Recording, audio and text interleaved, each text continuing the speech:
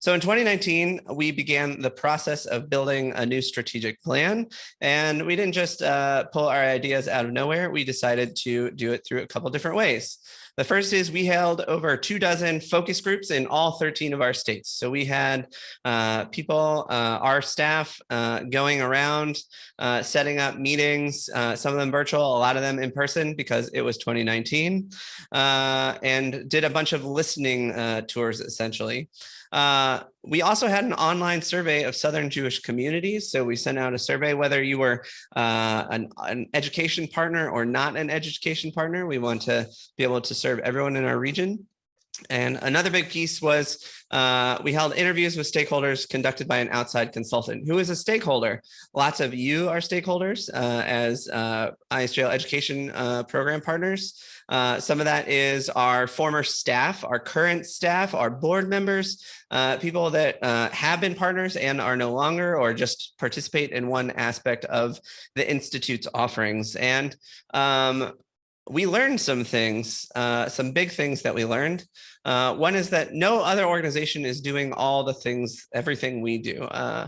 There might be smaller organizations in a more limited region or more specified, but in terms of the ways in which we are trying to support, connect, and celebrate Jewish life in the South and Jewish lives in the South, because there are Jews that live here. We all know that. We get that question all the time, but yes, indeed. The other thing is we need to look at synergizing across the ISJL as a whole. So, you know, we all do great programs, and where can we work more effectively with our different departments when we were that? And then, of course, what are the new ways that we can connect, support, and celebrate? So really asking those questions of what are the ways in which we can adjust for the future? And 2020, we had this grand plan of unrolling our year of visioning, you know, like 2020, you know, great, we can see great. And then 2020 happened. And we all know what happened in 2020 because we all have experienced this collective trauma of living through a global pandemic, which required us to strategic plan while also doing some really important stuff for y'all. The first is we wrote a huge array of original programs, some by our own. So in the very beginning of the March, April feeling of the first, whatever it felt like to be adjusting to a pandemic, we wrote these scholastic style programs that families could do at home. Then we hosted things in late April and early May. And we realized very soon that, oh my gosh, we might need to have our entire curriculum be virtual. So even before we got to June of 2020, we had already assigned some outgoing staff who could do some work for us. We started adapting the lessons to be virtual before we even started with new staff in June of 2020. And we basically continued this project through February, at least. For some of us, it went longer, and trying to make all of it so that you could run your religious schools from your homes, which we were all doing. And then the last piece, of course, is we conducted virtual conference, virtual teacher trainings. We became Zoom experts and tried to pass as much of that information along to y'all as possible. And of course, doing virtual visits. So the same way in which we would have normally come in person to provide lead services and provide teacher trainings and teach in your classrooms, we showed up on screen from our living rooms. Some of our staff never stepped foot in the office for an entire year until we, you know, are finally getting to that stage, hopefully, which finally leads us to the strategic plan and what we heard from you and what our plan is. So we'll go through a series of slides where I'll tell you what we heard from you and then kind of explain some of the stuff, our plan for how we're going to move forward. One of the first things we heard from you is that community partners find our program, especially the education program, supremely helpful. And also we need to remain financially affordable for our partners. We try to do that and keep it in a place, and also understand that the reality of the world is that a lot of times the budget is driving a lot of the decisions. So we heard you, and here are some of the things we are we'll do differently. So the first is we're looking at all our costs and how we can most effectively use them. Not that we were, renting private jets before, but what are the big ways in which we could potentially continue to keep from having to increase costs and increase costs? And one of those was a restructuring. And so you'll see the community engagement department and education have become like Voltron, one bigger, more stronger robot. For those of you that get that reference, it's a late 80s cartoon.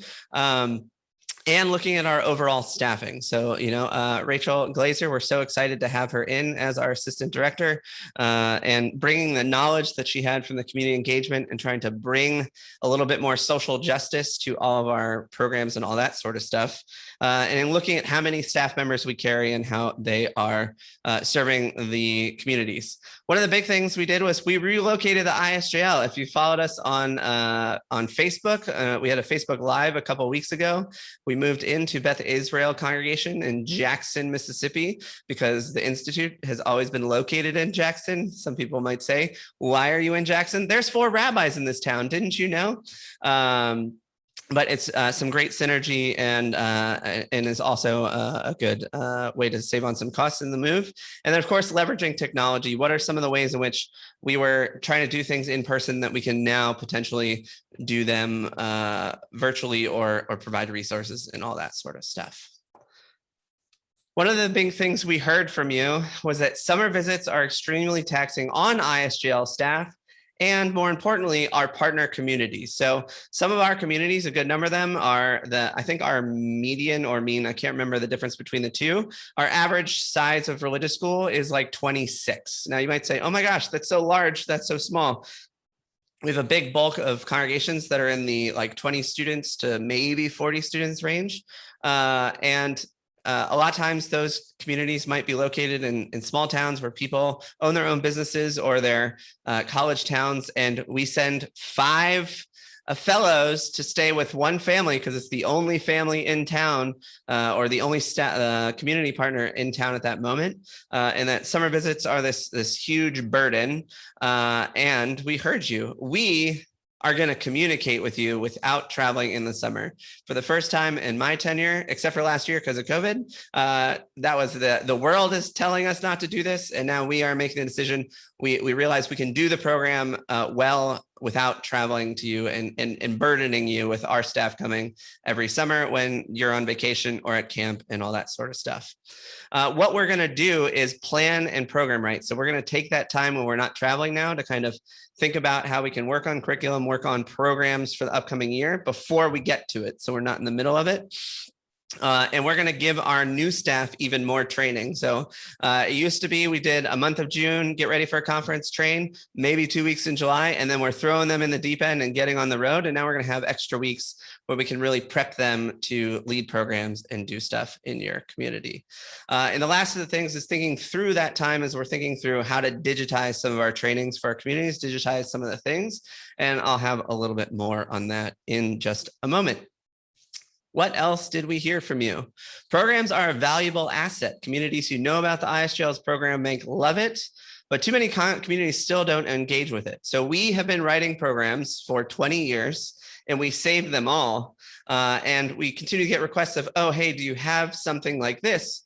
We send out to every director every year the most recent program bank, which is a whole list of our programs with 2-sentence descriptions. They're formatted, ready to go. You can run them or we can run them when we come. And one of the things we're going to do a little bit differently is we're going to send out a survey. You're going to get an email after this presentation that's going to be a follow-up from conference with some downloads. And one of them is a survey. And we'd like to know what the programming is that you're interested in having for the upcoming year. So instead of waiting until your fellow contacts you the month out before a visit and say, what do you want? We want to know, what do you want for the year? We could look at perhaps we have 17 congregations that all want a Thanksgiving program because Thanksgiving and Hanukkah are overlapping and we went nuts in 2015 or whenever that happened with Thanksgiving programming. I don't think it happens for another like 12 years or something, but it was just the first example I could come up with that we want to kind of think about that in ahead so that we can take this summer time where we're not traveling where we used to and get ahead of the program writing so that we'll write them and then release them seasonally to everyone. So it's no longer just, oh, hey, we wrote a program and now like it's in the program bank and maybe you'll see it later. We'll be advertising it. We'll be sending it your way, letting you know, hey, this is the new programming coming up for the next year.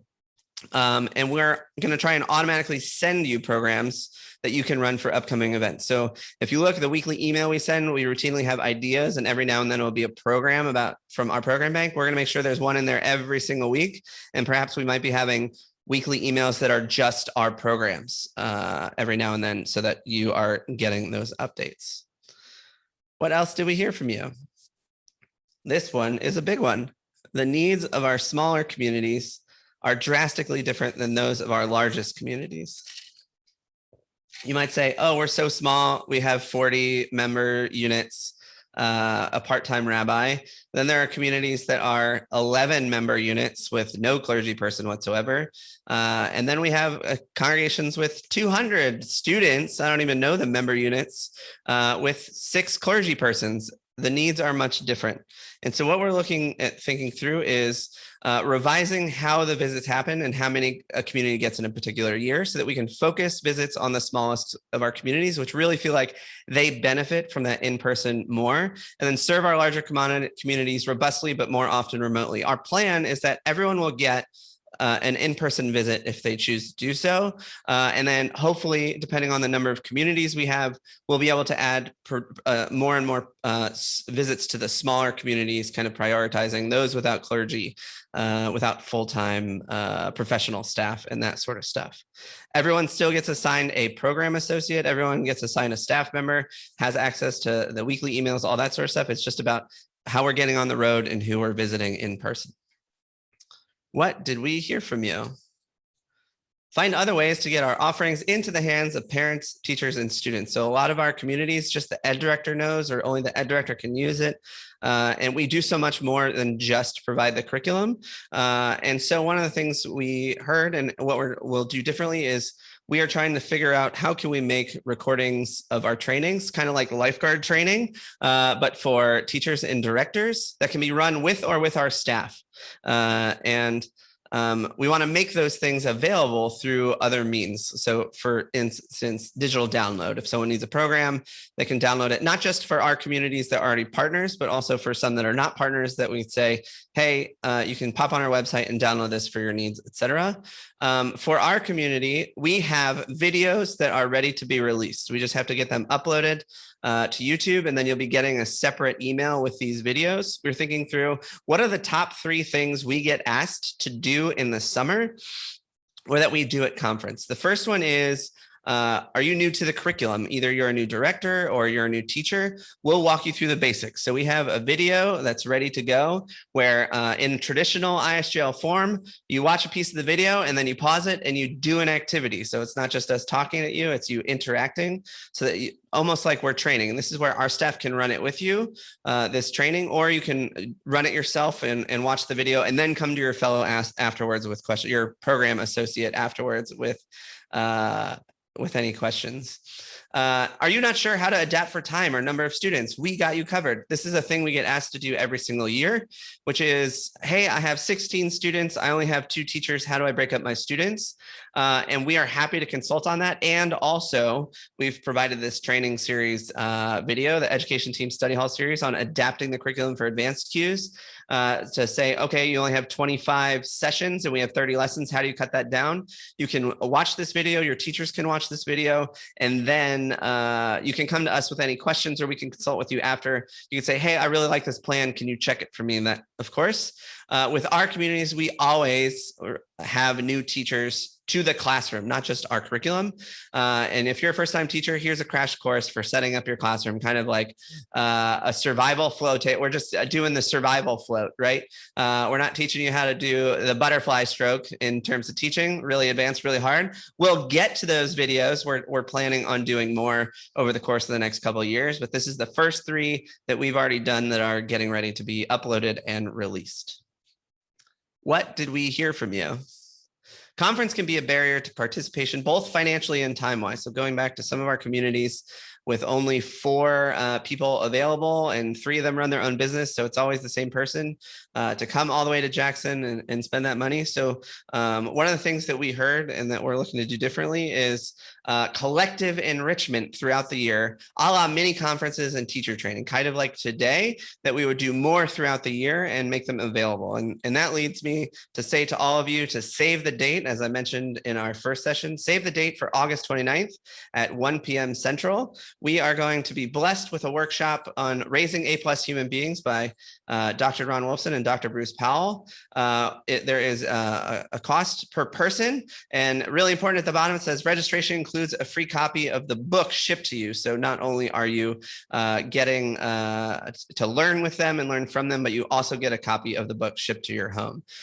We ask you, we're opening it up. This is part of that community collective enrichment, trying to figure out how do we access partners who aren't necessarily ed partners. So you can see there is a discount for being ed partner for individuals who are a member of an ed partner community. And we'll be having registration, all that forthcoming in the next couple of weeks. You should be getting some information from us. Additionally, this has to go with when I talked about the strategic plan of synergy across departments. Ron Wolfson, Dr. Wolfson is one of our cultural presenters. So we're working with other colleagues in the Institute to try and put this on, which is a really exciting first time thing. What did we hear from you? The continuous updates of the fully scripted curriculum continues to be the biggest draw for our partners. So this is what we get calls for. This is what you're consulting on. The curriculum is the big piece of our 3 C's of our program, and the other C's are great. And what we heard is that we should keep doing the best that we can, but also to determine the best partnership. We've always had one model of these 3 C's, and you must engage this way. And so we're starting to talk about what it looks like if someone is a different type of partner within the piece, because people are asking, can we get more visits? Can we not get visits? All that sort of stuff. So we're having those discussions and trying to figure out how can we best serve our communities.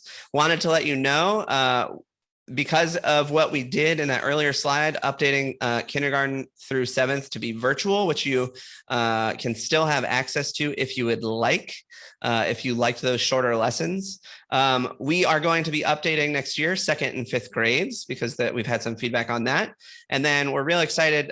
We have a graduate, someone who's in graduate school who's going to work on revamping our high school curriculum, which I've been wanting to do since I arrived. I'm very excited to get around to that, because I think while the high school now is good, it's now our oldest piece of the main curriculum, and we can get rid of some of the outdated references in it that will make it more relatable to our teens that are here today. This is a pilot year, so we're letting you know this is kind of the first time that we're trying out some of this new stuff, and we're open to feedback. We ask you to be patient with us and communicate with us, and all that sort of stuff. There is one more piece of strategic planning that I wanted to go over before I pause and look at the chat, and Rachel lets me know if there's any critical questions we need to address on this call.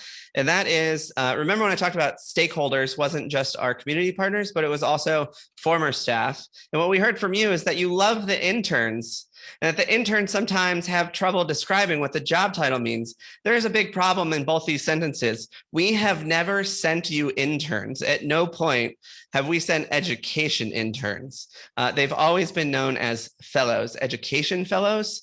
But when if you go to rabbinical school, all the rabbinical schools know who we are and what we do. We could name them like Disney Imagineers, and everyone knows what they're doing here. But if our staff go to transition out of the Jewish professional world, they sometimes have trouble describing what is it I do and all that sort of stuff. And so we are rebranding our 2-year cohorts of staff that come in to be more reflective of a lot of times fellowship means an unpaid position. They are full-time paid employees. A lot of time fellowship implies like school. It's a job that they are working, full-time employees. And so we heard you and we heard them. And it's my pleasure to introduce for the first time officially the ISJL's amazingly energetic, talented, and dedicated ISJL program associates. Your program associates are the ones who will be reaching out to you in July, as we always do. We're going to have another couple of weeks training them and getting to know them and their skills and their talents. We have some new staff, and I'm balancing our 7 amazing program associates to figure out, and also we have some communities that are on the call today that are thinking about joining that haven't officially signed yet. Once we know our communities and our team, they'll be reaching out as your program associate for the upcoming school year, to be your consultant for adapting curriculum, to send you programs from the program bank, to do all that sort of wonderful and great stuff. So hopefully this leads to some great and new visions of what this all looks like. And there's always a question of, can I request a specific fellow? And what we ask you to do is you can give us some information that might help us in placing a program associate with you, because they are program associates. We got to dispel the language from our mouths.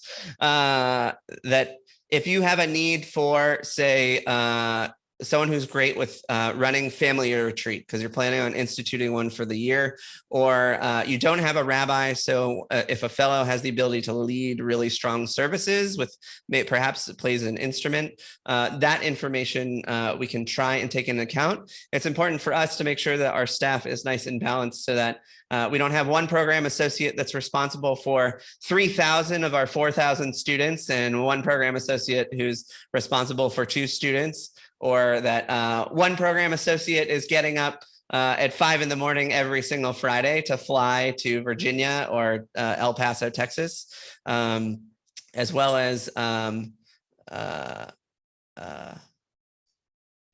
fellow that might only have one denomination of synagogue that they're serving. We like to make sure that they're getting a nice exposure as a trans-denominational organization, that people are getting a great thing. So, Rachel, did you see any questions that I need to address while we're here? Yeah, we've got a couple of good questions about how we'll be identifying those needs for the communities when they're thinking about what might be helpful with their program associate assignments. So will there be a survey? Will it be through email? And what kinds of questions they might want to consider? Great choice. You made me think of 2 things. I'm going to address that one first. If you have a need, email me, first initial M, last name Dreffin at ISJL.org, or the Jewish Education at ISJL.org that you see on our website and might have gotten emails that says my name also comes to my inbox. Just shoot me an email rather than a specific survey, because the needs change every year and that sort of stuff.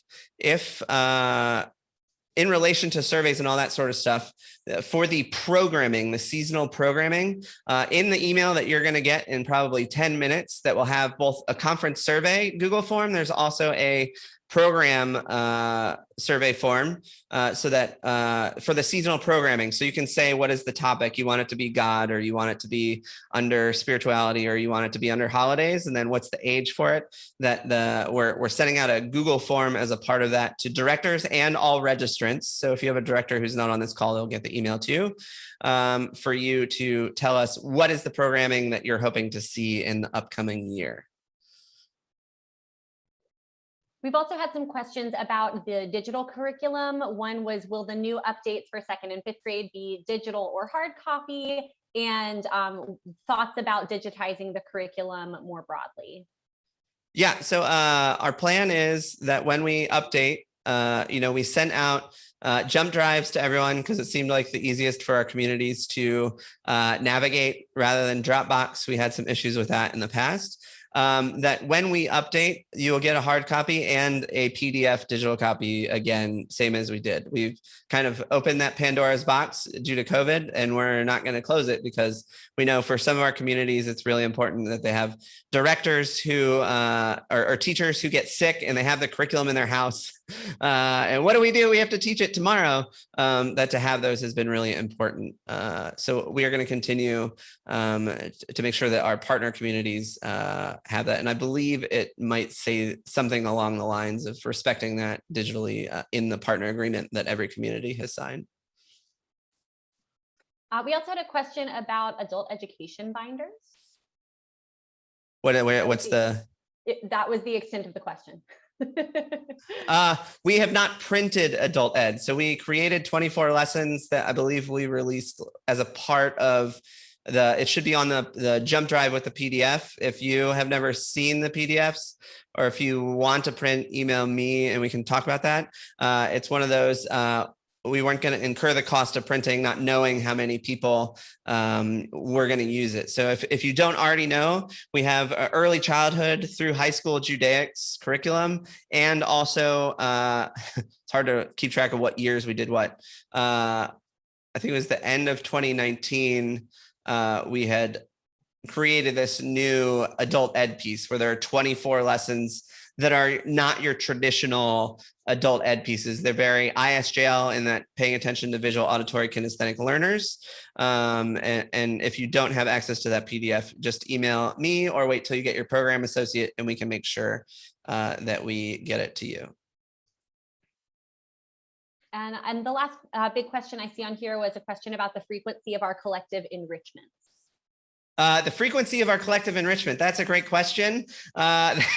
We've been playing with. We're thinking 3 to 4 times per year, trying to think of what's the best for our communities. That's why we're placing the one in August, thinking through it's kind of a year kickoff, teacher training, director training, that sort of stuff.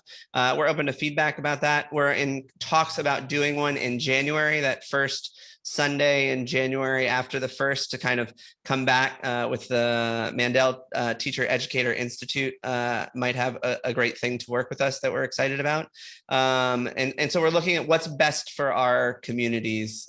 We don't want to saturate you with wonderful programs and then no one's showing up and all that sort of stuff.